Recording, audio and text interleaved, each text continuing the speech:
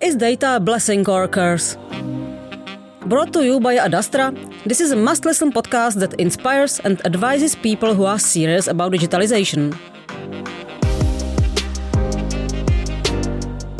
Welcome back to the Adastra podcast. I'm Ivana Karhanova, and today we are talking about interspecies money and concept developed by Tehanu, a technology outfit. My guest today is Jonathan Lechgaard, CEO and co-founder of Tehanu. Welcome to the show. Thank you, Ivana. It's wonderful to be here. Tehanu's system uses sensors and artificial intelligence to determine the needs of the animals. You have launched a trial with 19 gorillas in Rwanda.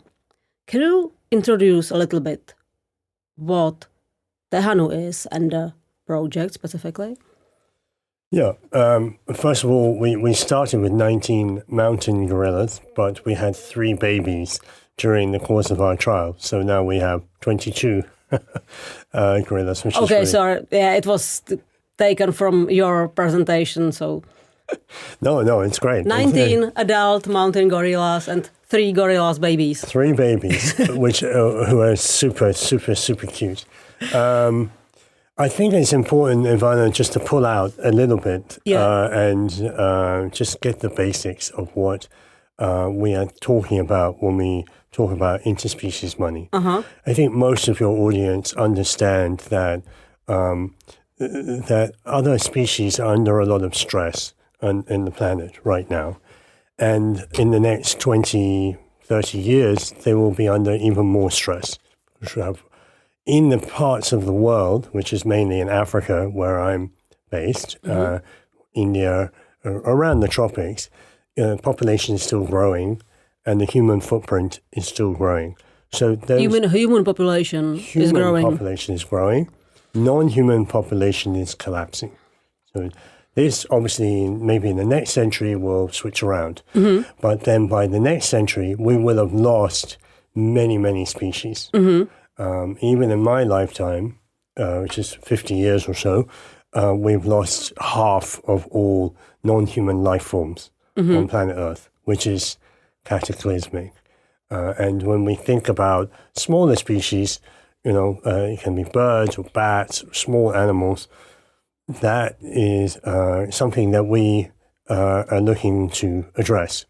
So we started with a very simple question, which is humans express their interests with money. If we want to have a bottle of wine, we can choose which bottle of wine we want, and if we have more money, we can get a better bottle of wine. This is what humans do. So our simple question is it possible for non-humans to express simple interests with money? Is this a valid point? Or is it only humans, among all the 8 million species on planet Earth, only humans have money and can express their interests? And you expect that the non-human species should be able, or you are testing that now, if they are able to express their needs, like enhancing their well-being or hiring the quality of their life? Yeah, this is our assumption that for some species, in some situations, they can hold a digital identity. Once they have a verified identity, you can attach quite easily a digital wallet to that identity. And then you can put some small money in that wallet, and then you can create a payment architecture, which normally, especially in Africa, where most people have mobile money, you can connect that payment architecture to somebody's very simple mobile phone. So if they are providing a simple service to the species, they can get a small payment for that. And the idea is to create a kind of wheel, let's say, where you have the interests of a species, some money is released to human agents who act on those interests, and when that is verified, more money comes into the system, and the wheel starts to turn. And from an AI point of view, the critical piece is how do you determine the interests? Because to be clear, we are not saying, and in our lifetime, I don't think it's possible for other species to directly tell us their interests. And maybe in some future time, this is going to be possible, but now we are just trying to determine 4, 5, 6, 7 simple interests that, for example, with the gorillas, that they might have, which could be actioned by a mobile money payment. And that was the work that we did with Ad Astra. I can imagine what a digital wallet is. I can imagine like the small or micro payments, and I can imagine that the human agents will provide some service to the gorilla regarding to the interest. But what I do not understand is how the money gets to the wallet. You mean where does the actual money come from Yes, to yes. keep filling the Yeah, wallet? the wallet is some digital identity. It's okay, but who and how puts the money in? What we believe, to be clear, and then particularly since the Trump administration has arrived in the U.S., we have seen that what we call the nature finance market, that's businesses or financial instruments. They may be coming from central banks, they may be coming from pension funds, they may be coming from the reinsurance industry, or from very, very large polluters like oil and gas companies or cement companies.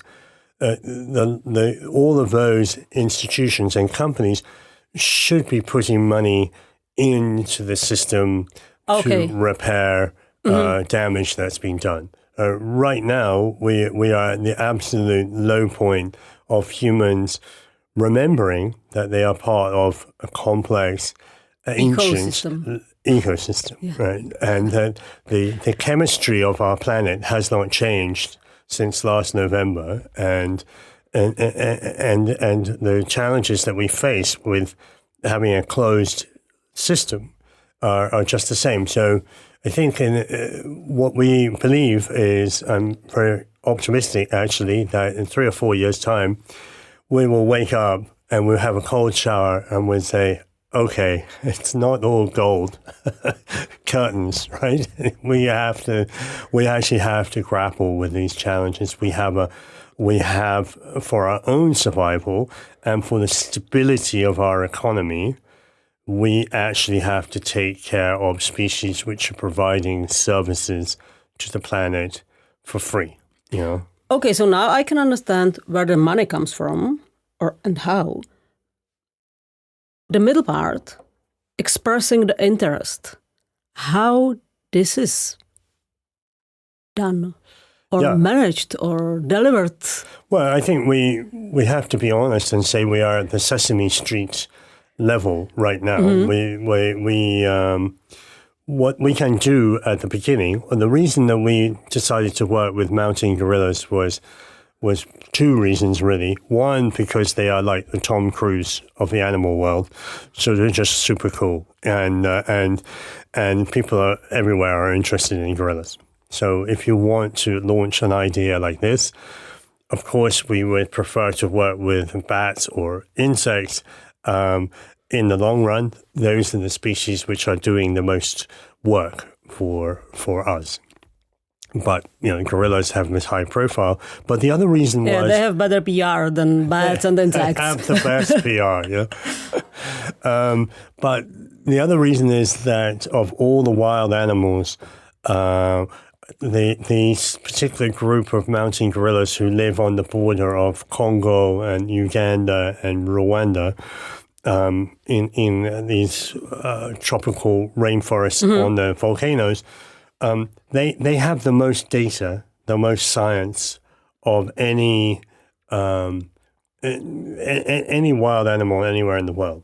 So we were able to take hundreds of science papers which have been written from all domains of science, and with Ad Astra, Blind Spot, we built an AI model which created a hierarchy of interests of mountain gorillas, but at the species level, at the group level, so gorillas are organized in large families, normally with one silverback. Our family that we were working with actually has 2 silverbacks, which is quite rare. But so you have this hierarchy of species and then group, and then obviously individuals.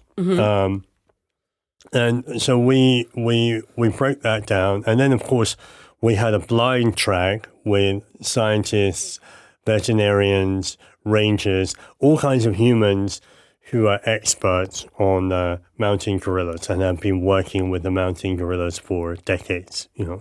So we asked them the same question: what do you think the simple interests of these animals are?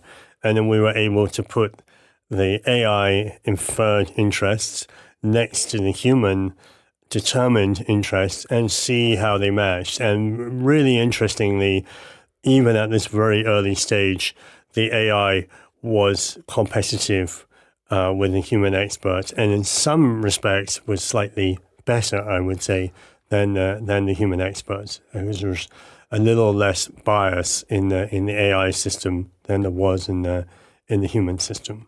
What do you mean, for example, is the bias?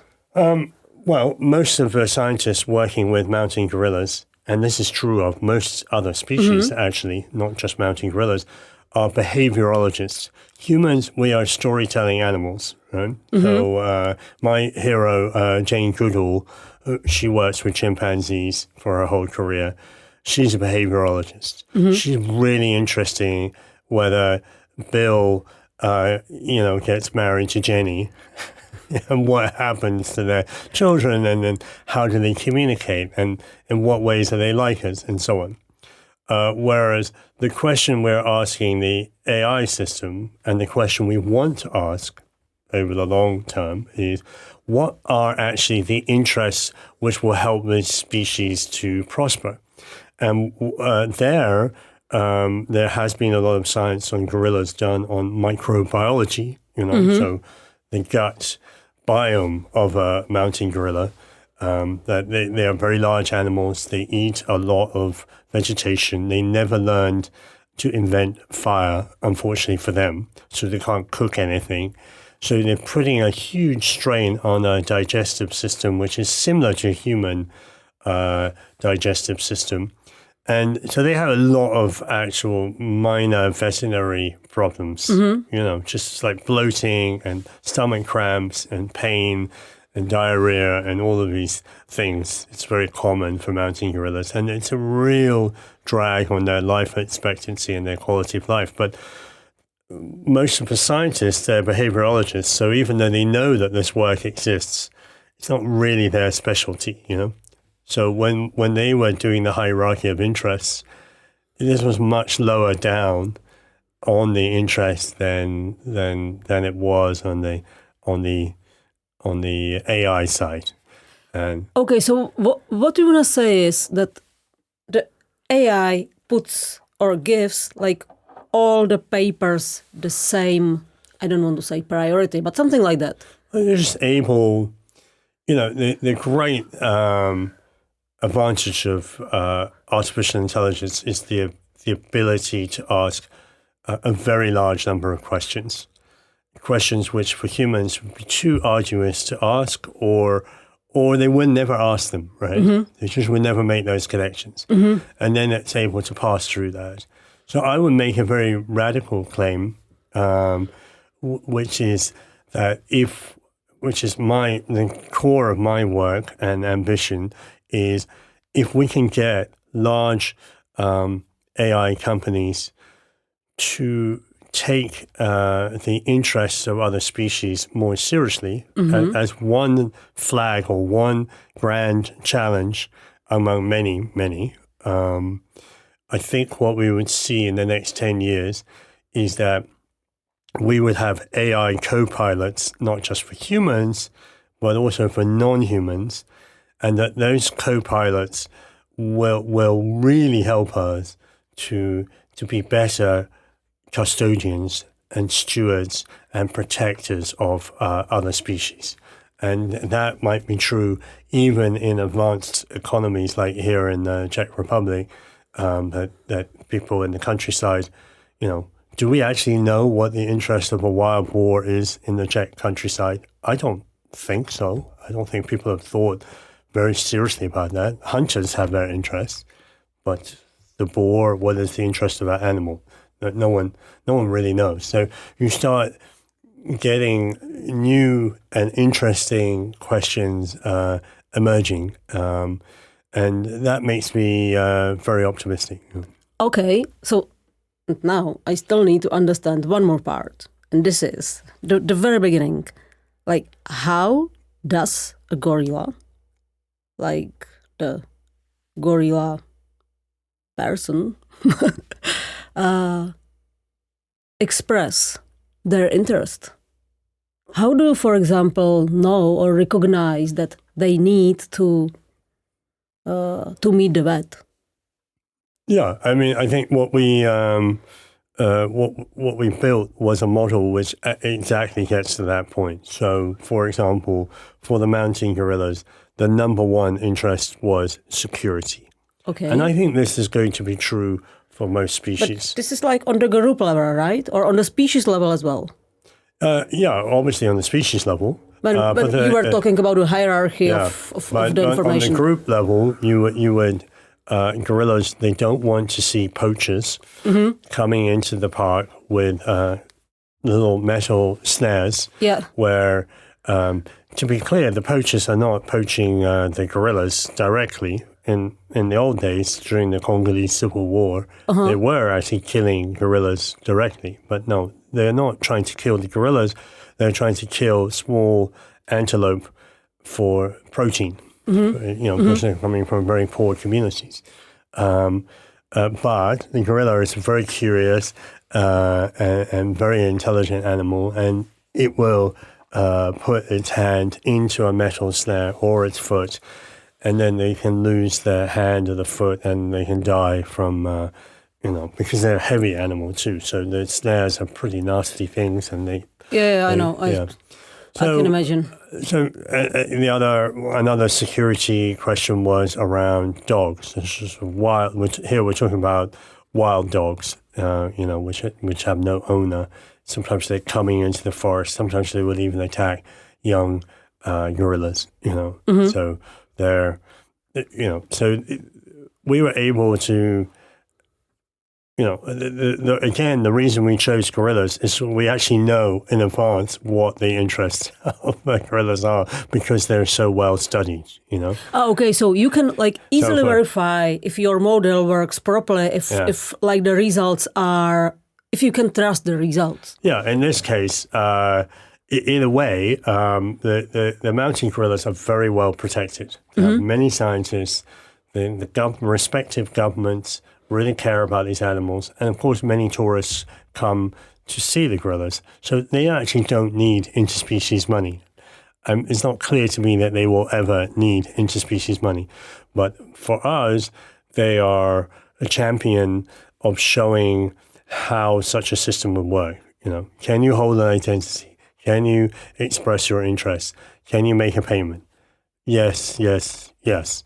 And then when you move to other species, let's say bats, which I'm very interested in, the amount of science on some of these species of bat is very small. In gorillas, you're talking about hundreds, maybe low thousands of science papers. For a species of bat, it might be 5, 6, 7 science papers. And in terms of data, which of course, as you know much better than me, Ivana, AI is nothing without a flow of data. Yeah, heavily connected to the proper sets of data and their quality. Yeah. So for those species, there's no data at all. So then if you were to ask the question, okay, this species, we know this species is holding up this rainforest because it's dispersing all of these seeds. We have to protect this species. We know that it's collapsing because when we take sound signatures, we can't hear it anymore. We used to be able to hear it, now we can't hear it. We're really worried about it, but there's not much data, right? So if you wanted to say, how would you get that data? How, That's again where interspecies money comes in, because you would actually initially be paying the human agents just to take videos, photographs, sound samples, genetic samples of this particular species, and they would get a financial payment just for every verified sighting, and then as you go forward, you're able to build these more complex interests. And at some point, of course, as your intelligent listeners will be, sure they understand this, at some point, nature is a very complex, interconnected system.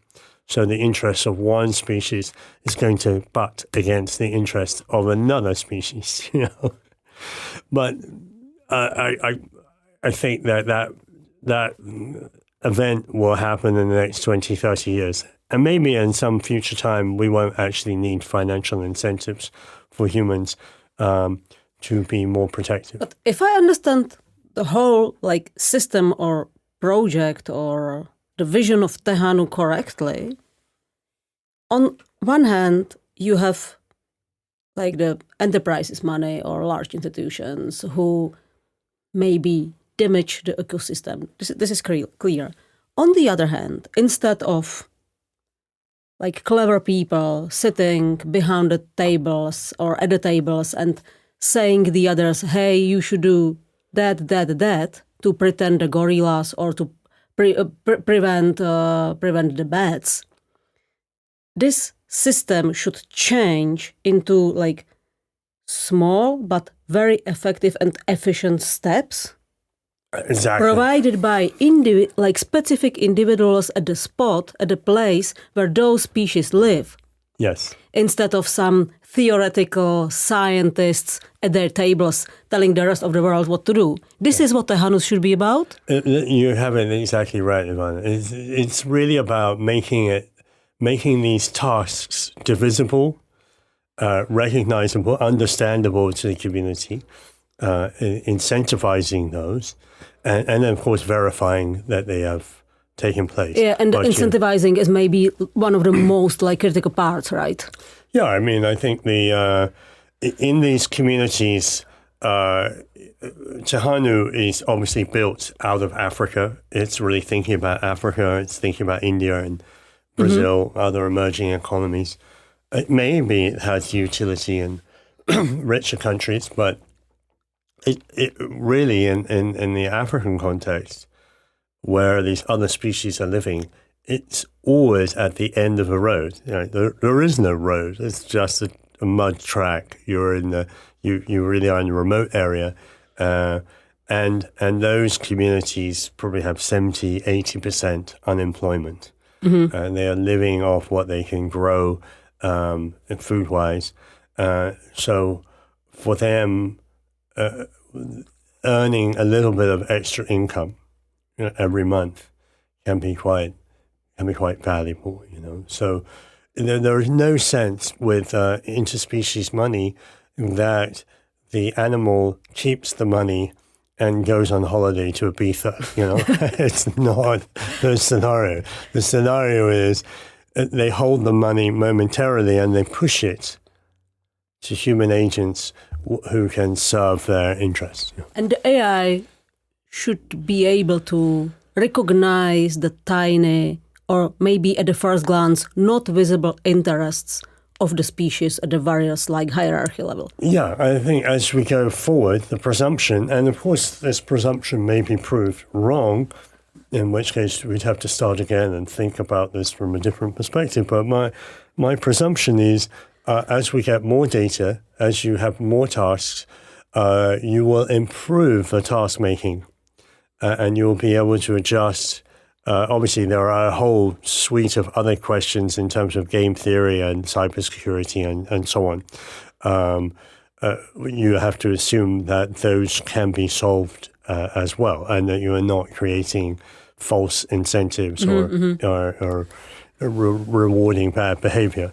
But in the end, what you want to see is a quite flexible digital infrastructure, put down on the natural world in a way that is helping at least for the next 2 or 3 generations, better cohabitation. You know.